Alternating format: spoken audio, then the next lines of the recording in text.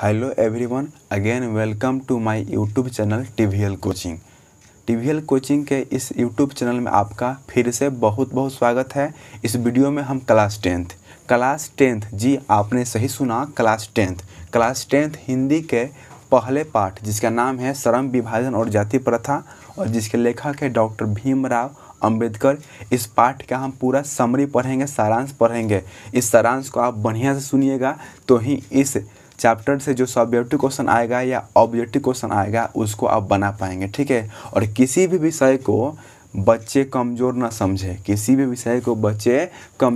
समझे, क्योंकि मैथ में 100 मार्क्स का पेपर होता है तो हिंदी में भी तो 100 नंबर का ही पेपर होता है। बहुत सारे बच्चे ऐसे होते हैं जो कोचिंग में, ट्यूशन में सिर्फ मैथ पढ़ते हैं, साइंस पढ़ते हैं, एसएसटी पढ़ते हैं, हिंदी, संस्कृत और इंग्लिश पर ध्यान ही नहीं देते हैं, जिसके कारण इस विषय में उनको बहुत कम नंबर आ जाता है। तो इस वीडियो को ध्यान से देखिए और अपने दोस्तों में शेयर कीजिए। तो ध्यान से सुनिए। पाठ 1 हिंदी का पहला पाठ है जिसका नाम है श्रम विभाजन और जाति प्रथा। इस पाठ के लेखक हैं बाबा साहेब भीमराव अंबेडकर, ठीक है। तो देखिए इस पाठ में हमको क्या पढ़ना है। इस पाठ में हमको पढ़ना है श्रम विभाजन के बारे में और जाति प्रथा के बारे में। श्रम विभाजन है क्या? श्रम विभाजन का मतलब होता है मेहनत के आधार पर लोगों को बांटना। मेहनत के आधार पर लोगों को बांटना ही श्रम विभाजन कहलाता है, ठीक है। जो जिस प्रकार मेहनत करता है उसे हम उस प्रकार बांटते हैं, इसको हम क्या बोलेंगे? श्रम विभाजन। और जाति प्रथा का मतलब क्या होता है? जाति प्रथा का मतलब होता है जाति में भेदभाव, ठीक है। उच्च जाति के लोग अपने से छोटी जाति के लोगों से भेदभाव करते हैं, इसे ही हम जाति प्रथा कहेंगे। और यह पाठ जो है एक निबंध है। यह पाठ क्या है? एक ऐसे है, निबंध है। इस पाठ को भीमराव अंबेडकर जी ने लिखा है, बहुत ही बारीकी से, बहुत ही सुंदर सुंदर वाक्यों में लिखा है। तो हम इसको पढ़ेंगे और समझेंगे इस पाठ में हमको क्या पढ़ना है। भीमराव अंबेडकर जी ने शुरू किया है इस निबंध को कुछ इस प्रकार। यह विडंबना की बात है कि इस युग में भी जातिवाद के पोषकों की कमी नहीं है। मतलब भीमराव अंबेडकर जी दुखी हैं। इनका कहना है ना कि हमें आज भी दुख होता है। हम ये जब सुनते हैं, ये जब देखते हैं कि आज भी लोग जाति में भेदभाव करते हैं, उच्च श्रेणी के लोग निम्न श्रेणी के लोगों से भेदभाव करते हैं, यह सरासर गलत है। जब बनाने वालों ने फ़र्क नहीं किया तो हम कौन होते हैं? फ़र्क करने वाले, ठीक है। इसके पोषक कई आधारों पर इसका समर्थन करते हैं, ठीक है। समर्थन का एक आधार यह कहा जाता है कि आधुनिक सभ्य समाज कार्यकुशलता के लिए श्रम विभाजन को आवश्यक मानता है और चूंकि जाति प्रथा भी श्रम विभाजन का ही दूसरा रूप है। देखिए जो श्रम विभाजन होता है, काम के आधार पर ही लोगों को अलग अलग भागों में बांटा जाता है और काम के आधार पर ही जाति बनी है, ठीक है। भगवान जी ने जाति नहीं बनाया था, हम लोगों ने ही जाति बनाया है कि जो सूअर पालेगा, जो सूअर का मांस खाएगा उसको डोम बोलेंगे, ठीक है। और जो क्षत्रिय होगा, तलवारबाजी करेगा, सिंहासन संभालेगा, उसको हम क्षत्रिय बोलेंगे नहीं। इसलिए इसमें कोई बुराई नहीं है। इस तर्क के संबंध में पहली बात तो यही आपत्तिजनक है कि जाति प्रथा श्रम विभाजन के साथ साथ श्रमिक विभाजन का भी रूप लिए हुए है। मतलब ये ना जो है कुप्रथा है, जो दिन प्रतिदिन हमारे देश को खोखला बनाते जा रहा है। ऐसे तो हम आज 2022 में जी रहे हैं, लेकिन हमारे देश में आज भी जाति में भेदभाव होता है। आप चुनाव के समय देखिएगा, कोई भी आम जनता अपने जाति के लोगों को ही सपोर्ट करती है। अब वैसे प्रतिनिधि, वैसे उम्मीदवार को चुनती है जो उसके जात से, कास्ट से बिलोंग करता है, लेकिन ये गलत है। आप उसको कास्ट से ना देखिए, आप उसको देखिए कि उसमें वह सभी गुण है कि नहीं है, वह हमारे लिए भला कर सकता है कि नहीं, वह आम जनता को उनका हक दिला सकता है कि नहीं। अगर ऐसा कुछ दिख रहा है तो वह किसी भी कास्ट का हो, आप उसको वोट दीजिए, ठीक है। तो इस तरह हम आगे बढ़ते हैं। परंतु किसी भी सभ्य समाज में श्रम विभाजन की व्यवस्था श्रमिकों के विभिन्न वर्गों में अस्वाभाविक विभाजन नहीं करती है, ठीक है। मतलब समाज में ना श्रम विभाजन के आधार पर लोगों को बांटने के लिए नहीं कहा जाता है, लेकिन हम लोग क्या करते हैं? बांट देते हैं कि यह जो है रिक्शा चलाता है तो ये निम्न वर्ग का लोग है, ठीक है, इससे हम बात तो नहीं करेंगे, ठीक है। ये सिर्फ हमारा नौकर है और नौकर का ही काम करेगा। भारत की जाति प्रथा की एक और विशेषता यह है कि यह श्रमिकों का अस्वाभाविक विभाजन ही नहीं करती, बल्कि विभाजित वर्गों को एक दूसरे की अपेक्षा ऊंच नीच भी करार देती है। ठीक है, हमारे देश में श्रम विभाजन के आधार पर ना लोगों को बांटा ही नहीं जाता है, बांट करके उसमें ऊंच नीच का भी भेदभाव किया जाता है कि ये रिक्शा चलाने वाला लोग है, ये नीच जाति के लोग हैं, इनसे हम सभी बात नहीं करेंगे। ठीक है, इनसे हम सभी ऊंचे वर्ग के लोग बात नहीं करेंगे, ये बहुत ही गलत है। ठीक है, जो कि विश्व का किसी भी समाज में नहीं पाया जाता है। एक डाटा के अनुसार हम ध्यान से देखें तो सबसे अधिक भेदभाव भारत में ही किया जाता है। ठीक है, और भारत के अधिकांश गाँवों में, शहरों में ये सबको बहुत कम दिखाई देता है, लेकिन शहर में भी है, जड़ से ख़त्म नहीं हुआ है। और ये किसके कारण है? तो शिक्षा के अभाव के कारण है। लेकिन कुछ लोगों के पास शिक्षा होते हुए भी वे समझ नहीं पाते हैं और वे जाति में भेदभाव करते हैं। और जाति में भेदभाव को एक ही चीज़ मिटा सकता है, रुपया पैसा। यदि कोई निम्न जाति का लोग है और उसके पास रुपया पैसा है तो उसका जाति ढक जाएगा। ठीक है, उस जाति के लोग भी उसके द्वार पे जाएंगे, खाना खाएंगे और घर जाएंगे। लेकिन यदि वह नीच जाति का लोग यदि गरीब है तो कोई भी उस जाति का लोग उसके द्वार पर नहीं जाएगा, लोग खाएगा पिएगा लोग नहीं। ठीक है, यानी कहने का मतलब कि आपके पास रुपया पैसा है तो आपका जाति छिप सकता है। जाति प्रथा को यदि श्रम विभाजन मान लिया जाए तो ये स्वाभाविक विभाजन नहीं है। ठीक है, क्योंकि यह मनुष्य की रुचि पर आधारित नहीं है। कुशल व्यक्ति या सक्षम श्रमिक समाज का निर्माण करने के लिए आवश्यक है कि हम व्यक्तियों की क्षमता इस सीमा तक विकसित करें जिससे वह अपने पेशा या कार्य का चुनाव स्वयं कर सके। ठीक है, इस सिद्धांत के विपरीत जाति प्रथा का दूसरा सिद्धांत यह है कि इससे मनुष्य के प्रशिक्षण अथवा उसकी निजी क्षमता का विचार किए बिना दूसरे ही दृष्टिकोण जैसे माता पिता के सामाजिक स्तर के अनुसार पहले से ही अर्थात गर्भधारण के समय ही मनुष्य का पेशा निर्धारित कर दिया जाता है। ठीक है, हम पुराने बुक में पढ़ते हैं कि जो लोहा का काम करता है उसे लोहार कहते हैं, जो सोना का काम करता है उसे सोनार कहते हैं, और जो चमड़ा का काम करता है उसे चमार कहते हैं। ठीक है, और तरह तरह को हम वर्गों में बांटा है, जैसे जो मिट्टी का बर्तन बनाता है उसे कुम्हार कहते हैं। उसी तरह हमारे देश के कुछ लोग ऐसे हैं कि गर्भ में ही मालूम कर लेते हैं यदि बच्चा होगा तो उसे हम इंजीनियर बनाएंगे, यदि बच्ची होगी तो उसे हम डॉक्टर बनाएंगे। ये बहुत ही गलत है। ठीक है, बच्चा जो भी कुछ बने अपनी मर्जी से बने, एक नेक आदमी बने। ठीक है, आप उसको फोर्स न कीजिए कि तू यही बन, तू यही बन। ठीक है, 3 इडियट में मूवी में बताया गया है, 3 इडियट मूवी में बताया गया है कि आप जो है अपने हुनर को तराशो, आप में आपको जिस काम में अधिक मन लगता है आप उस काम को करो। ठीक है, तो हम आगे बढ़ते हैं इस चैप्टर में। जाति प्रथा पेशे का दोषपूर्ण निर्धारण ही नहीं करती बल्कि मनुष्य को जीवन भर के लिए एक पेशे में बांध कर भी रखती है। ठीक है, इसलिए हमें जाति में भेदभाव नहीं करना चाहिए। हम क्या हैं? हम एक भारतवासी हैं, हमें यही याद रखना चाहिए। जात पात को हटाओ, आप किस जाति से बिलोंग करते हैं? तो हम इंडियन हैं, हम भारतवासी से बिलोंग करते हैं। भले ही पैसा अनुपयुक्त या अपर्याप्त होने के कारण वह भूखों मर जाए, आधुनिक युग में यह स्थिति प्रायः आती है क्योंकि उद्योग धंधों की प्रक्रिया और तकनीक में निरंतर विकास और कभी कभी अकस्मात परिवर्तन हो जाता है, जिसके कारण मनुष्य का अपना पेशा बदलने की आवश्यकता पड़ सकती है।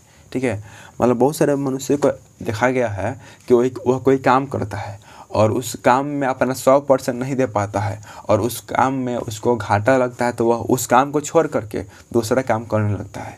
ठीक है, तो ये बहुत गलत है। आप किसी एक काम में ही लग रही है, उसी काम को कीजिए। देखिए ध्यान से, 50 जगह 1 फुट का गड्ढा खोदने से पानी नहीं निकलेगा। आप एक ही जगह 50 फुट का गड्ढा खोनिएगा तो ही पानी निकलेगा। इसलिए कोई भी काम कीजिए पूरा लगन से, पूरा मेहनत से और उसमें अपना 100% दीजिए, सफलता आपको अवश्य मिलेगी। ठीक है, और आप हमारी बातों को ध्यान से सुनिए क्योंकि यह पाठ 1 का हम पढ़ के समझा रहे हैं। इसके बाद इसके हम शॉर्ट में समरी बताएंगे, उसको आप अपने कॉपी में लिख लीजिएगा। ठीक है, और यदि प्रतिकूल परिस्थितियों में भी मनुष्य को अपना पैसा बदलने की स्वतंत्रता न हो, इसके लिए भूखे मरने के अलावा क्या चारा रह जाता है। हिंदू धर्म की जाति प्रथा किसी भी व्यक्ति को ऐसा पैसा चुनने की अनुमति नहीं देती जो उसका पैतृक पैसा न हो। ठीक है, मतलब कुछ खानदानी पैसा होता है जो पीढ़ी दर पीढ़ी चलता रहता है। बाप दादा भी वही किए थे काम, उनके पिताजी भी वही कर रहे हैं और वे भी वही करेंगे और अपने बच्चों को भी वही करने की शिक्षा देंगे। ऐसा नहीं है, आप अधिक बच्चों को फोर्स नहीं कर सकते हैं। बच्चों से पूछिए, आप ऐसा करना चाहते हो, इस काम को करना चाहते हो तो करो, नहीं करना चाहते हो तो दूसरा काम भी आप अपनी मर्जी से कर सकते हो, ठीक है।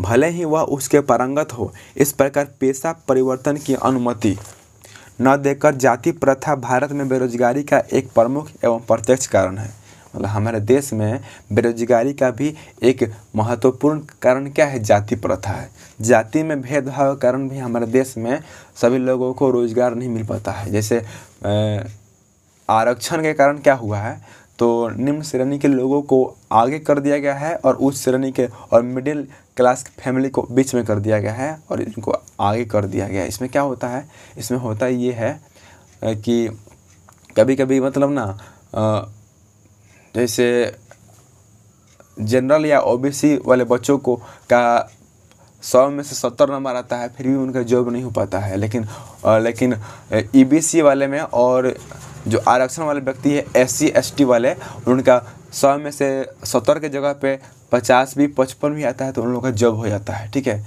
तो यह थोड़ा गलत बात है, सही नहीं है, क्योंकि आपको आरक्षण देना है तो आप आरक्षण दीजिए, लेकिन आप जात पात के आधार पर आरक्षण मत दीजिए। पहले उस बच्चा का डिटेल मालूम कीजिए कि वो बच्चा धनी मनी घर से है कि नहीं है। धनी मनी घर से है तो आप उसको आरक्षण ना दीजिए, यदि धनी मनी घर से नहीं है तब उसको आरक्षण दीजिए। हाँ, मानते हैं कि SC ST वाले जो बच्चे होते हैं अधिकांश गरीब होते हैं, लेकिन सही बच्चे गरीब नहीं होते हैं।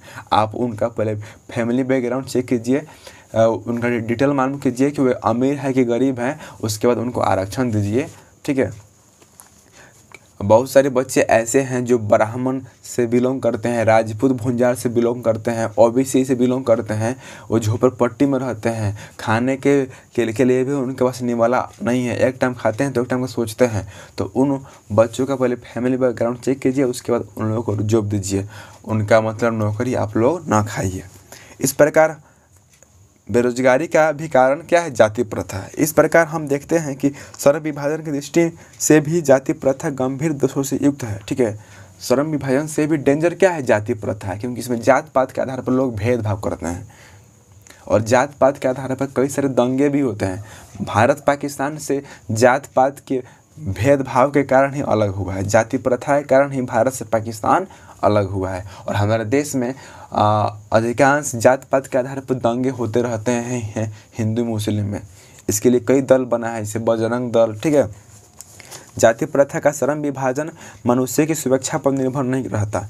मनुष्य की व्यक्तिगत भावना तथा व्यक्तिगत रुचि का इसमें कोई स्थान अथवा महत्व नहीं रहता। इस आधार पर हमें ये स्वीकार करना पड़ेगा कि आज के उद्योगों में गरीबी और उत्पीड़न इतनी बड़ी समस्या नहीं जितनी यह कि बहुत से लोग निर्धारित कार्य को अरुचि के साथ केवल व्यवस्था पूर्वक करते हैं, ठीक है। हमारे देश में बहुत सारे लोग ऐसे हैं कि कोई वो काम कर रहे हैं और उनका काम में थोड़ा सा भी रुचि नहीं है, फिर भी मजबूरी में उनको करना पड़ता है, क्योंकि पापी पेट का सवाल है। वो काम वो नहीं करेंगे तो फिर खाना कैसे खाएंगे? मजबूरी में उनको वो काम करना पड़ता है। जैसे अपने सपनों को त्यागना पड़ता है और बिना रुचि वाला काम करना पड़ता है, ठीक है, अपने फैमिली को संभालने के लिए, अपने फैमिली के भरण पोषण के लिए। ऐसी स्थिति स्वभावतः मनुष्य को दुर्भावना से ग्रस्त रहकर टालू काम करने और कम काम करने के लिए प्रेरित करती है, ठीक है।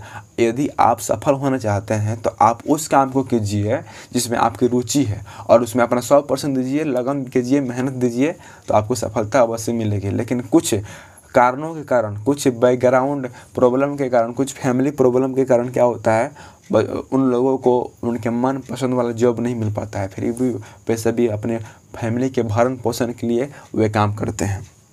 ऐसी स्थिति में जहाँ काम करने वालों का न दिल लगता है और न दिमाग, कोई कुशलता कैसे प्राप्त की जा सकती है।